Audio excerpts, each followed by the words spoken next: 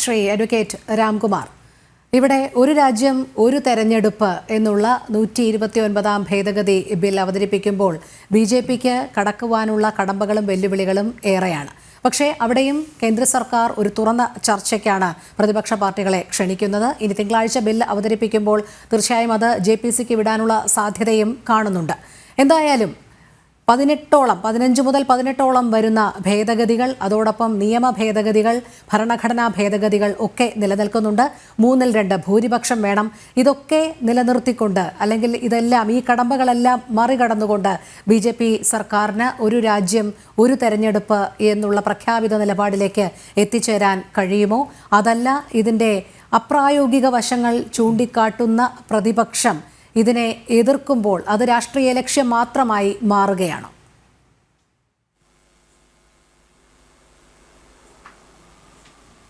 ഇവിടെ നമ്മൾ മനസ്സിലാക്കേണ്ടത്, ഈ രാജ്യത്ത് തെരഞ്ഞെടുപ്പ് നടത്തുന്നത് ഗവൺമെൻറ് അല്ല, തെരഞ്ഞെടുപ്പ് കമ്മീഷനാണ്.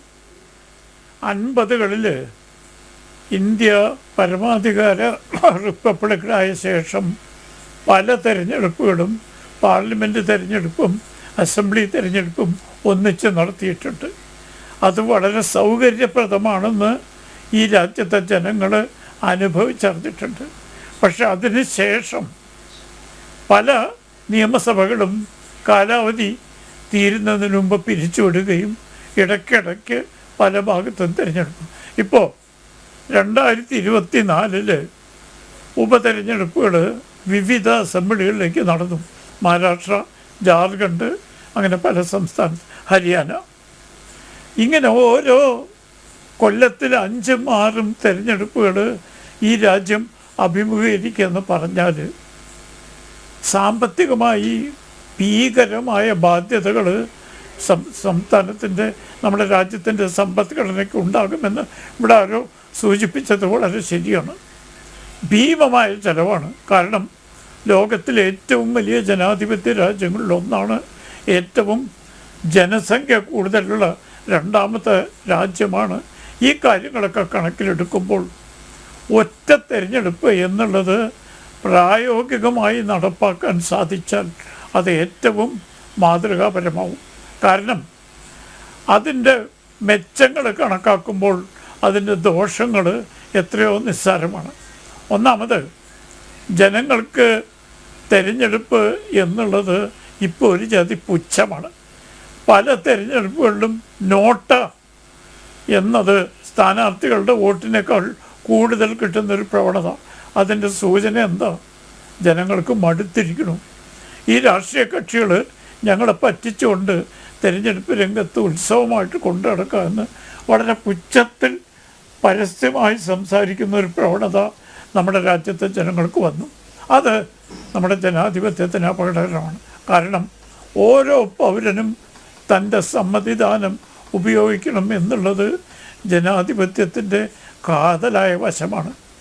അതിന് വൈമുഖ്യമുണ്ടാക്കുന്ന ഒരു തെരഞ്ഞെടുപ്പ് രീതി നമുക്ക് അവലംബിക്കാൻ പറ്റില്ല. ഇപ്പോൾ ഉദാഹരണത്തിന് അമേരിക്കയിൽ ഒറ്റ ദിവസം കൊണ്ടാണ് അമേരിക്കൻ പ്രസിഡൻ്റ് തെരഞ്ഞെടുപ്പ്.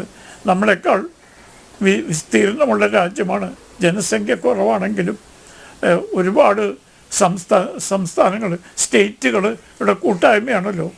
എന്നിട്ട് പോലും ഒറ്റ ദിവസം തിരഞ്ഞെടുപ്പ് നടക്കണം. ഇംഗ്ലണ്ടിൽ ബ്രിട്ടീഷ് പാർലമെൻറ്റിലേക്ക് തിരഞ്ഞെടുപ്പ് ഒറ്റ ദിവസം നടക്കുന്നു. അങ്ങനെ പല രാജ്യങ്ങളിലും നമ്മുടെ രാജ്യത്തിൻ്റെ വൈവിധ്യവും ജനസംഖ്യയും വിസ്തൃതിയും കണക്കാക്കുമ്പോൾ ഇത് പ്രായോഗികമായിട്ട് സാധിക്കുകയാണെങ്കിൽ ഏറ്റവും മാതൃകാപരമായൊരു സംവിധാനമാകും. പിന്നെ ഈ എതിർക്കുന്നവർ ഇതിൻ്റെ ഗുണവശങ്ങളെപ്പറ്റി പറയുന്നില്ല. ഒരു പ്രധാന വാദം ഫെഡറലിസത്തിനെതിരാണ്. ഒരു തെരഞ്ഞെടുപ്പ് സംസ്ഥാനത്ത് നടക്കലും ഫെഡറലിസവുമായി എന്ത് ബന്ധമാണുള്ളതെന്ന് ഭരണഘടനയെപ്പറ്റി അല്പമൊക്കെ പരിചയമുള്ള എനിക്ക് മനസ്സിലാവുന്നില്ല. കാരണം ഫെഡറലിസം എന്ന് പറഞ്ഞത് സംസ്ഥാനങ്ങളുടെ അധികാരം നിർവചിക്കുന്ന വിവിധ അനുച്ഛേദങ്ങൾ ഉൾക്കൊള്ളിച്ച നമ്മുടെ ഭരണഘടനയാണ്. 2-3 ലിസ്റ്റുകളുണ്ട്. ഒരു ലിസ്റ്റ് സംസ്ഥാനങ്ങൾക്കും ഒരു ലിസ്റ്റ് പാർലമെൻറ്റിനും. അങ്ങനെ വ്യക്തമായ രീതിയിൽ ഭരണഘടന നിർവഹിച്ച് കഴിഞ്ഞാൽ ഒരു തെരഞ്ഞെടുപ്പ് കൊണ്ട് എങ്ങനെയാണ് ഫെഡറലിസം വെച്ചാൽ എന്തൊരു ബാലിശമായ വാദമാണ്. അതുകൊണ്ട് വളരെ യുക്തിപൂർവമായ എതിർപ്പുകളൊന്നും ഈ ഒരു നിർദ്ദേശത്തിന് കാര്യമായി ഉത്തരവാദിത്ത ബോധമുള്ള രാഷ്ട്രീയ കക്ഷികൾ ഇതുവരെ ഉന്നയിച്ചിട്ടില്ല. അതുകൊണ്ടാണ് ഒരു കുടുംബവാഴ്ചയെ നിലനിർത്താൻ സഹായിക്കുന്ന മുന്നണികളെ അടക്കം പലരും ഒറ്റ തെരഞ്ഞെടുപ്പ് മതിയെന്ന് രാംനാഥ് കോവിന്ദ് കമ്മിറ്റി മുമ്പാകെ അഭിപ്രായം പറഞ്ഞിട്ടുണ്ട്. പക്ഷേ പ്രായോഗിക ബുദ്ധിമുട്ടുകൾ നമ്മൾ കണ്ണടച്ചിട്ട് കാര്യമില്ല. ഒരുപാട് പ്രായോഗിക ബുദ്ധിമുട്ടുണ്ട്. കാരണം പല നിയമസഭകളും അകാലത്ത് പിരിച്ചുവിടാറുണ്ട്. ഇപ്പോൾ നമ്മുടെ കേരളത്തിൽ തന്നെ ആദ്യത്തെ മന്ത്രിസഭ പിരിച്ചുവിട്ടില്ലേ കാലാവധി തീർക്കാതെ. സാക്ഷാൽ ജവഹർലാൽ നെഹ്റുവിൻ്റെ കാലത്ത് വലിയ ജനാധിപത്യ വിശ്വാസിയാണെന്ന് എല്ലാവരും കൊട്ടിഘോഷിക്കുന്ന ജവഹർലാൽ നെഹ്റുവിൻ്റെ കാലത്ത് കേരളത്തിലെ തിരഞ്ഞെടുക്കപ്പെട്ടൊരു മന്ത്രിസഭയെ, അതും പ്രതിപക്ഷ പാർട്ടി മന്ത്രിസഭയെ പിരിച്ചുവിട്ടില്ലേ. അതിന് കാരണങ്ങൾ അവർ പറഞ്ഞതൊന്നും വളരെ ന്യായമാണെന്ന് ജനങ്ങൾക്ക് ബോധ്യപ്പെട്ടിട്ടില്ല. ജനാധിപത്യത്തിൻ്റെ കഴുത്തിൽ കത്തിവെക്കുന്ന ആദ്യത്തെ ഒരു സംഭവമായിരുന്നു. പക്ഷേ അത് ചെയ്ത ആളുകളും ഇപ്പോൾ ഒറ്റ തിരഞ്ഞെടുപ്പ് എതിർക്കുന്നു. എന്തുകൊണ്ട്? തികച്ചും രാഷ്ട്രീയമായ കാഴ്ചപ്പാട്. അതല്ലല്ലോ നമ്മുടെ രാജ്യത്തിൻ്റെ സുസ്ഥിരതയും ജനാധിപത്യ സമ്പ്രദായവും. നമ്മുടെ രാജ്യത്തെ തിരഞ്ഞെടുപ്പ് ലോകത്തിനെ മുഴുവൻ പ്രകീർത്തിക്കുന്നൊരു പ്രക്രിയയായിട്ട് മാറ്റിയിട്ടുണ്ട്. നമ്മുടെ തിരഞ്ഞെടുപ്പ് കമ്മീഷൻ്റെ കഴിവും ഒക്കെ. പിന്നെ തോൽക്കുന്ന ആളുകൾ EVM-നെ പറ്റി കുറ്റം പറയുന്ന ഇപ്പോൾ ഒരു സാധാരണ സംഭവമായി മാറിയിട്ടുണ്ട്. ജയിച്ചോടത്ത് പറയില്ല.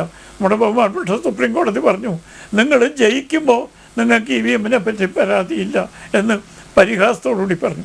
അങ്ങനത്തെ ബാലിശമായ വിമർശനങ്ങൾ ഒഴിച്ച് പൊതുവായി ഞാൻ ഒന്നുകൂടി ആവർത്തിക്കുന്നു, പ്രായോഗികമായി നടപ്പാക്കാൻ തടസ്സങ്ങളില്ലെങ്കിൽ ഏറ്റവും സ്വാഗതാർഹമായൊരു നിർദ്ദേശമാണ്. കാരണം ജനങ്ങൾക്ക് ഇടയ്ക്കിടയ്ക്ക് തിരഞ്ഞെടുപ്പ് പ്രക്രിയയിൽ പങ്കെടുക്കാൻ അത്ര വലിയ താല്പര്യമില്ല. ഇവിടെ എൻ്റെ സുഹൃത്ത് സൂചിപ്പിച്ച പോലെ ഒരുപാട് അസൗകര്യങ്ങൾ ജനങ്ങൾക്ക് നേരിടും, ഭരണരംഗത്ത് നേരിടും. ഇതൊക്കെ ശരിയാണ്. അതുകൊണ്ട് പ്രായോഗികമായി നമ്മുടെ തിരഞ്ഞെടുപ്പ് കമ്മീഷൻ്റെ കഴിവ് പല ഘട്ടങ്ങളിലായി തെളിയിച്ചു കഴിഞ്ഞിട്ടുണ്ട്.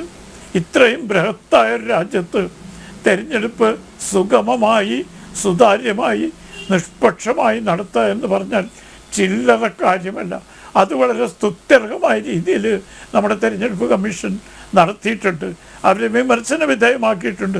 പതിവ് പോലെ തോൽക്കുമ്പോൾ തിരഞ്ഞെടുപ്പ് കമ്മീഷനെ കുറ്റം പറയുന്ന ഒരു പ്രവണത ചില രാഷ്ട്രീയ കക്ഷികൾ കാണുന്നുണ്ട്.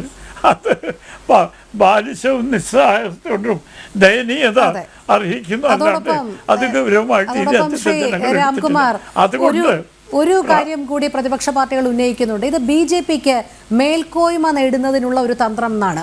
എങ്ങനെയാണ് ഒരു ഒറ്റ തെരഞ്ഞെടുപ്പോടുകൂടി ഈ BJP മേൽക്കോയ്മ നേടുന്നത്?